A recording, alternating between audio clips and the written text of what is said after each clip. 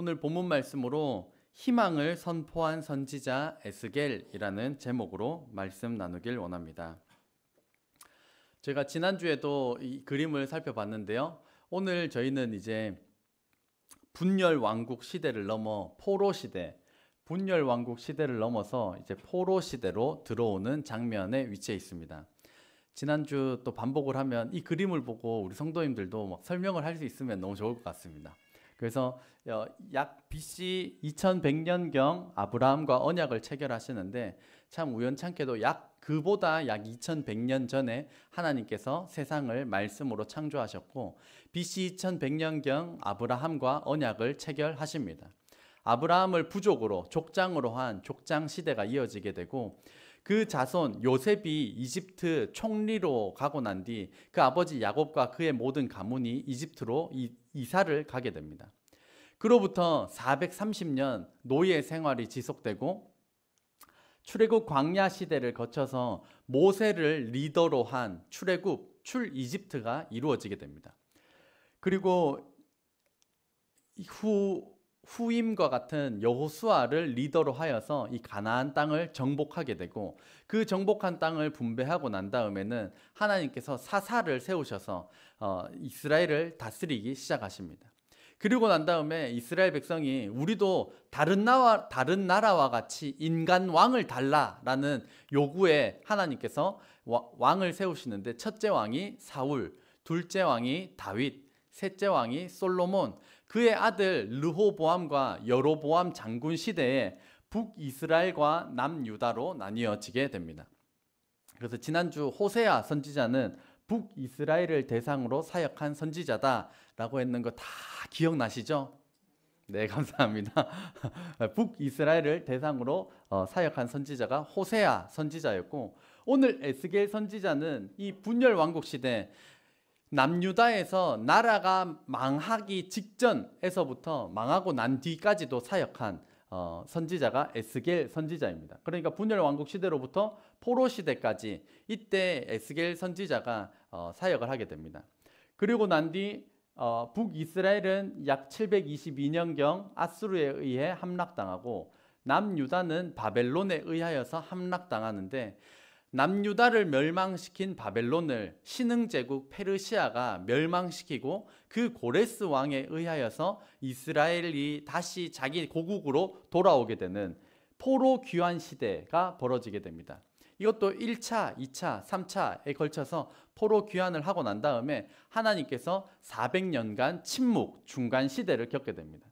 그리고 말씀에 예언하신 대로 예수님께서 하나님이신 예수님께서 인간의 몸을 입고 이 땅에 오셔서 죽으시고 부활 승천하시고 난 뒤 예수님과 똑같은 보혜사를 보내주신 성령님으로 인하여서 초대교회가 시작되어지고 AD로부터 지금까지 저희가 예수님 오신 후라고 뜻하는 아노 도미니라는 AD 2024년을 저희가 살아가고 있습니다. 오늘 저희가 살펴볼 본문은 이제 남유다 멸망하기 직전에서부터 멸망하고 난 뒤의 내용을 다루고 있습니다. 바벨론이 남유다를 멸망시킬 때 1차, 2차, 3차 침공에 의하여서 3차로 침공하였던 BC 586년경 남유다가 멸망당하게 되는데 1차 침공 때는 그때도 마찬가지로 귀족과 인재들을 다 잡아갔는데 그때 다니엘 선지자가 포로로 잡혀가게 되고 2차 침공 때 잡혀가는 사람이 에스겔입니다. 에스겔은 포로로 끌려갔지만 거기서 하나님께서 부르셔서 선지자로서의 사명을 감당하게 됩니다. 에스겔 이름의 뜻은 따라 보시겠습니까? 하나님은 강하시다. 또한 하나님께서 강하게 하실 것이다. 하나님께서 강하게 하실 것이다 라는 이름의 뜻을 가지고 있습니다. 그래서 바벨론 3차 침공에 의하여서 이 남유다는 멸망당하게 되고 바벨론 포로가 되었습니다. 전쟁 포로, 또 저희는 전쟁을 겪지 않았지만 윗대 어른들은 전쟁을 겪으셨겠지만 전쟁 포로에게 인권이라는 것은 존재하지 않습니다. 말로 다 할 수 없는 참혹한 실정일 것입니다. 어떤 기록을 보면 남자들은 맨날 노역에 일하는데 부여가 되고 여자들은 맨날 성놀이개로 잡아다가는 그러한 것이 전쟁포로 인권도 존재하지 않고 뭐 취미생활, 자유 이런 거 하나도 없는 그런 처참한 환경에 놓여지게 됩니다. 식사도 주면 먹고 안 주면 왜 안 주냐고 따졌다가는 뭐 몰매를 맞을지도 모를 인권이 없습니다. 그러니까 이 남유다는 나라는 망했고 전쟁 포로로 끌려왔고 희망이 보이지 않는 그러한 상황입니다. 그러한 절망스러운 상황 가운데 하나님께서 에스겔에게 환상을 보여주시는데 일명 따라해 보시겠습니까? 마른 뼈 환상. 마른 뼈 환상입니다. 그 내용을 살펴보도록 하겠습니다. 여호와께서 권능으로 내게 임재하시고 그의 영으로 나를 데리고 가서 골짜기 가운데 두셨는데 거기 뼈가 가득하더라. 한번 상상해 보시길 바랍니다. 하나님께서 영으로 환상으로 보여주시는데 뼈가 가득한 곳 골짜기에 두셨습니다. 나를 그 뼈 사방으로 지나가게 하시기로 본즉 그 골짜기 지면에 뼈가 심이 많고 아주 말랐더라. 뼈 무대기가 막 이렇게 있는 겁니다. 뼈 무대기 보신 적 있나요? 저도 뭐 살아있는 막 그런 걸 본 적이 없어요. 막 무대기로 발견이 되면 막 되게 무서울 것 같습니다. 그러한 해골 무덤, 이 무더기들이 있는 곳으로 하나님께서 환상을 보여주셨습니다. 뼈가 아주 말랐으니까 그냥 바짝 모든 것이 말라 죽은 상태, 생명이 없는 상태입니다. 다시 살아난다는 것은 불가능한 상태에 놓여 있는 것이 바로 마른 뼈입니다. 근데 하나님께서 환상을 보여주시고 에스겔에게 물으십니다. 에스겔을 인자라고 말씀하십니다. 에스겔아, 인자야, 이 뼈들이 능히 살 수 있겠느냐 하시기로 내가 대답하되 주 여호와여 주께서 아시나이다. 여러분에게 환상을 보여주시고 물으시면 뭐라고 대답하시겠습니까? 인자야, 이 뼈들이 능히 살 수 있겠느냐? 그러면 에스겔이 참 지혜롭게 대답했습니다. 네, 아니면 아니요 이렇게 대답하지 않고 주께서 아십니다 이렇게 대답한 겁니다. 요즘 아이들은 답하기 곤란할 때 네와 아니오를 합쳐서 뭐라고 대답하는지 아시나요? 네니오 네니오 이렇게 대답을 합니다. 네와 아니오를 합쳐서 대답하기 곤란할 때 네니오라고 합니다. 이 에스겔은 주님이 아십니다 라고 대답을 합니다. 그러고 난 다음에 에스겔에게 이러한 명령을 주십니다.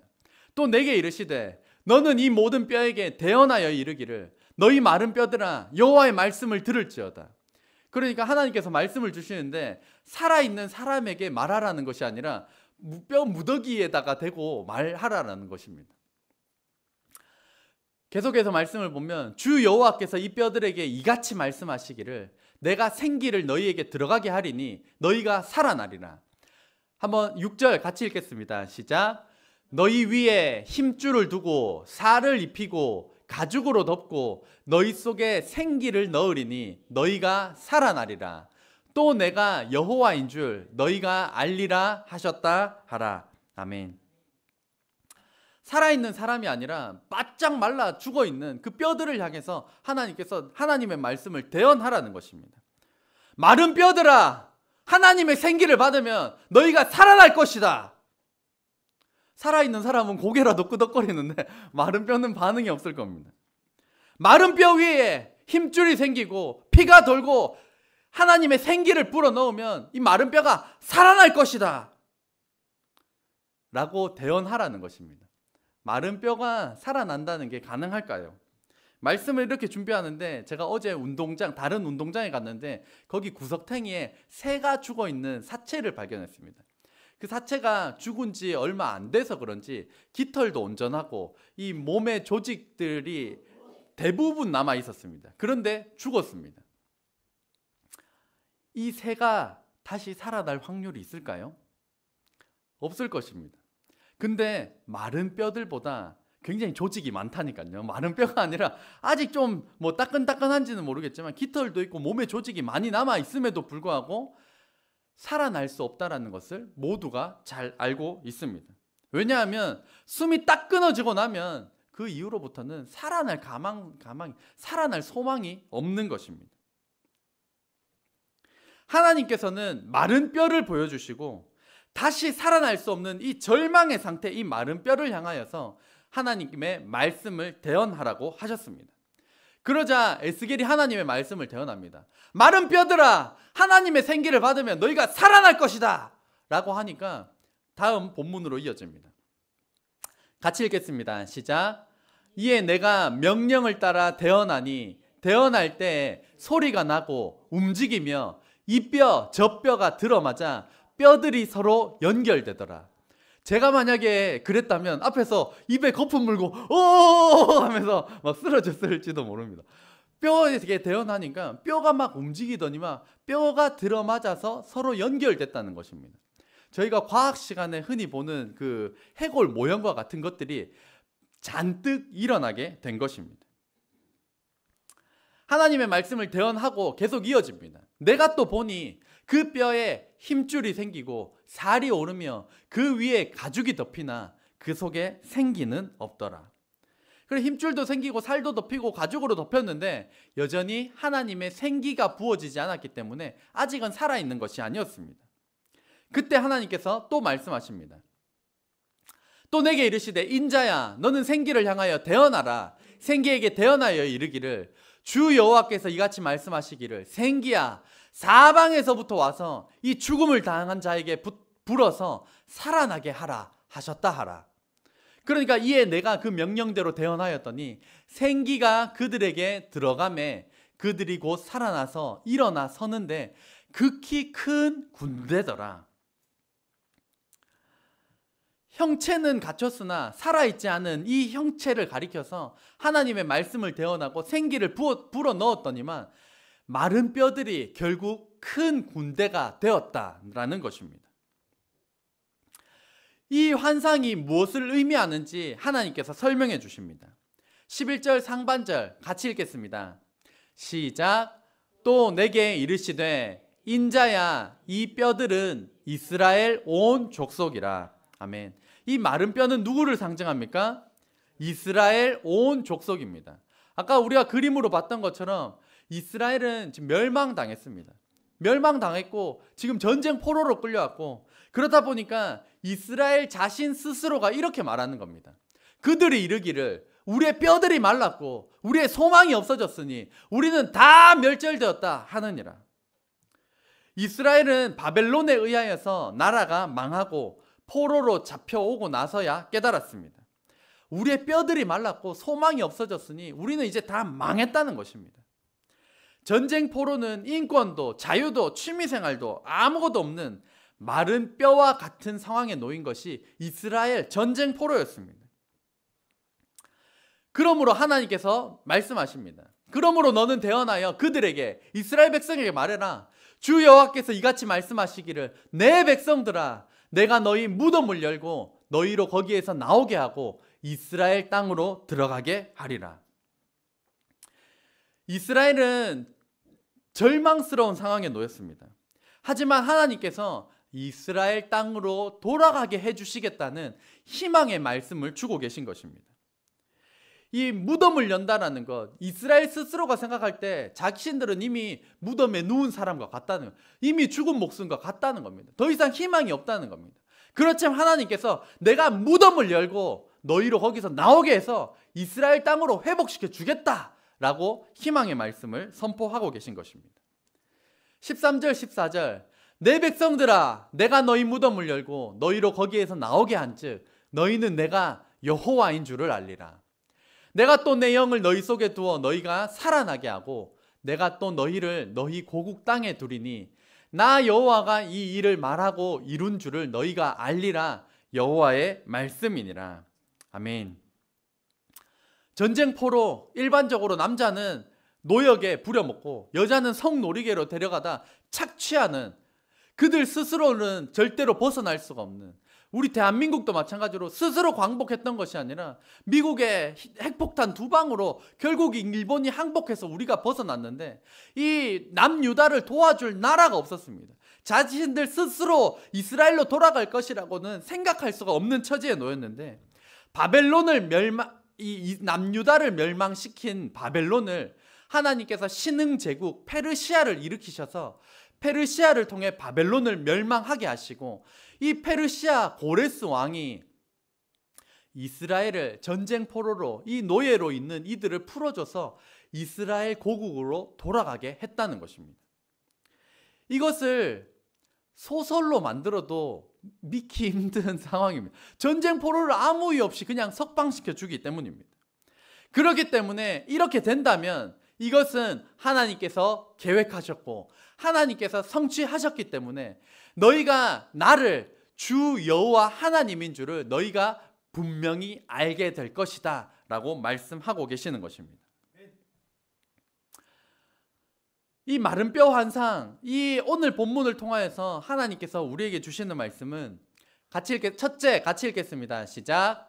하나님 말씀으로 자신을 돌아보아야 합니다. 말씀도 같이 읽겠습니다. 시작.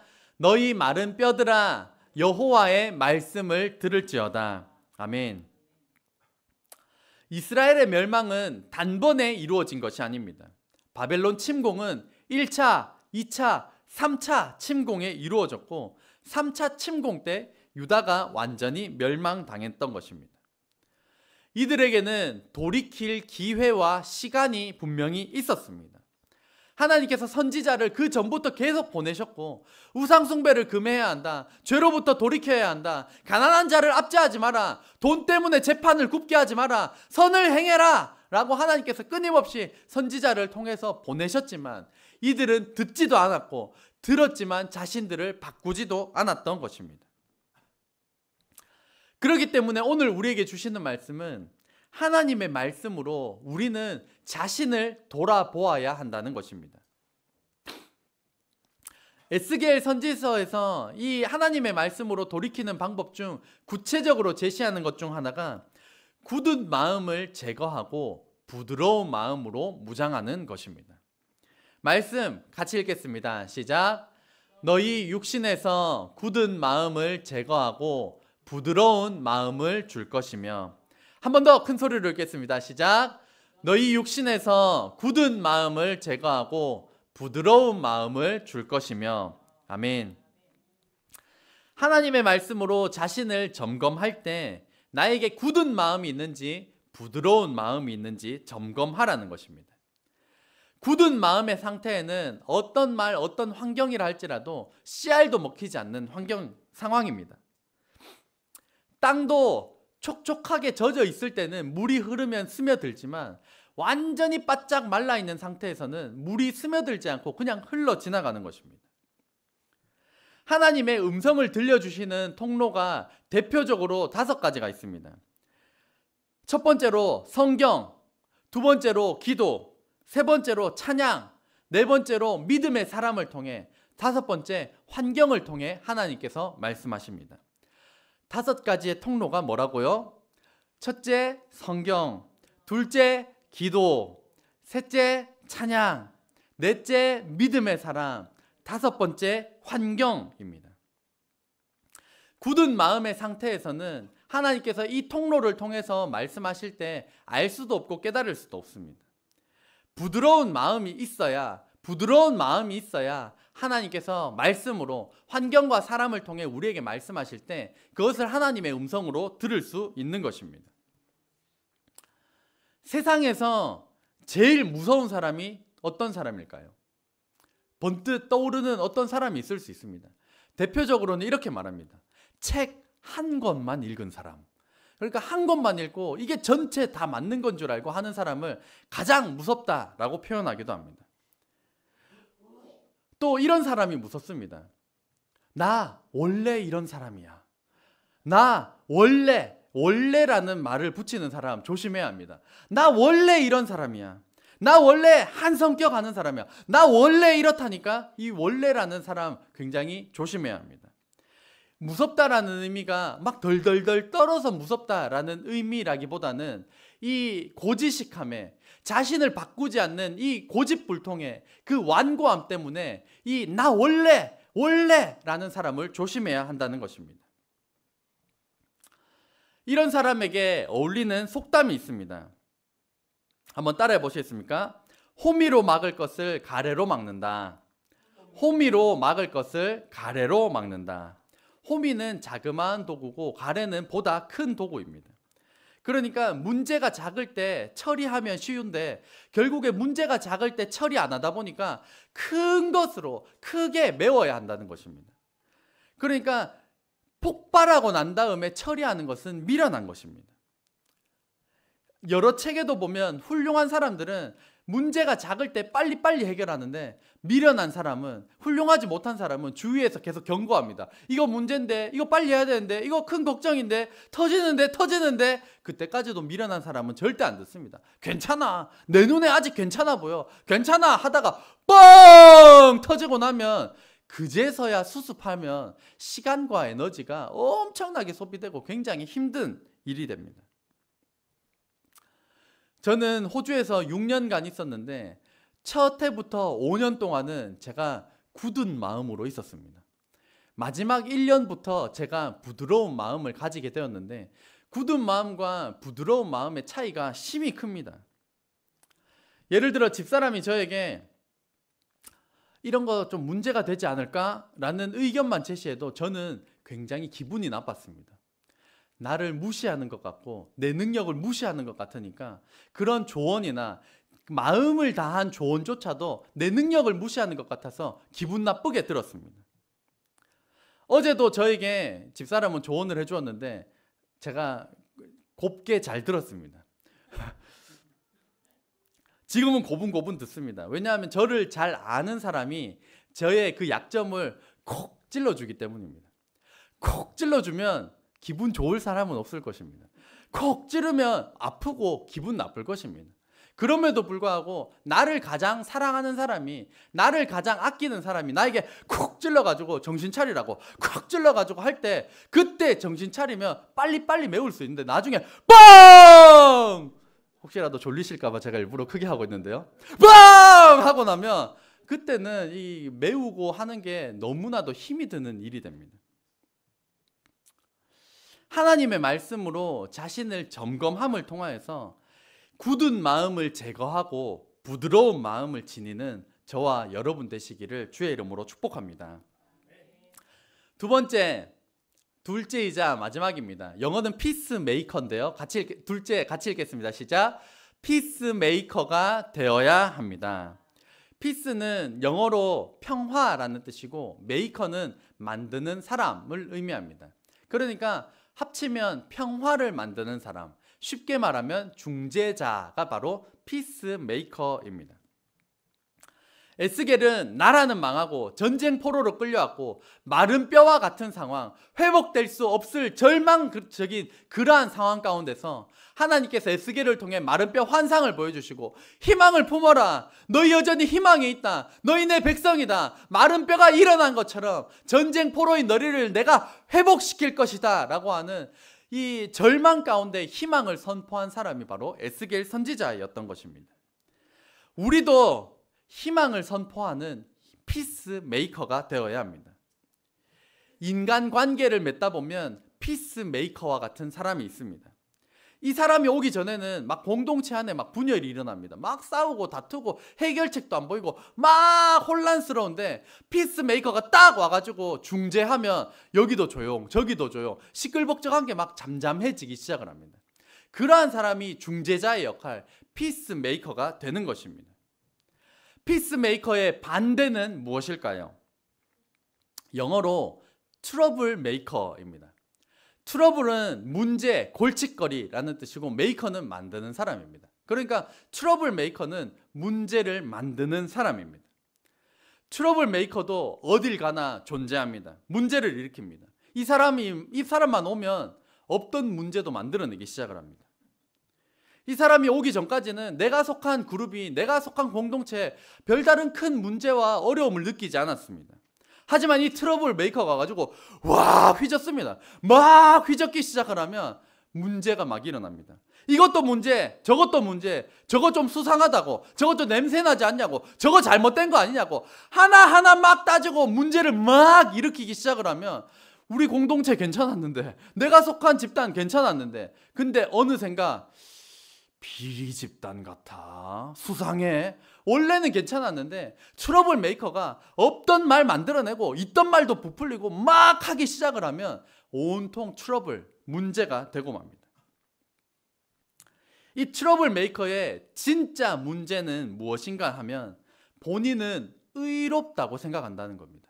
문제 막 만들고 일으키고 막 분열 일으키고 하는데도 본인은 굉장히 의롭고 선하다라고 생각을 하고, 나는 객관적으로 판단했고 내 말은 틀림없고 더 나아가 위험합니다. 내 말만 맞다. 내 말만 맞다고 자기 굉장히 의롭다라고 여기는 사람이 트러블 메이커가 될 위험이 있습니다. 저와 여러분은 피스 메이커인가요? 아니면 트러블 메이커인가요? 에스겔은 트러블 메이커가 아니라 피스 메이커였습니다. 절망적인 상황에 놓인 이 이스라엘을 향하여서 희망을 선포하고 희망을 심어 주온 사람이었습니다. 오늘 저와 여러분의 삶 가운데 자리 잡은 트러블 메이커를 점검하고 끊어내고 에스겔과 같은 피스 메이커로서의 역할을 감당하는 저와 여러분 되시기를 주의 이름으로 축복합니다. 기도하겠습니다.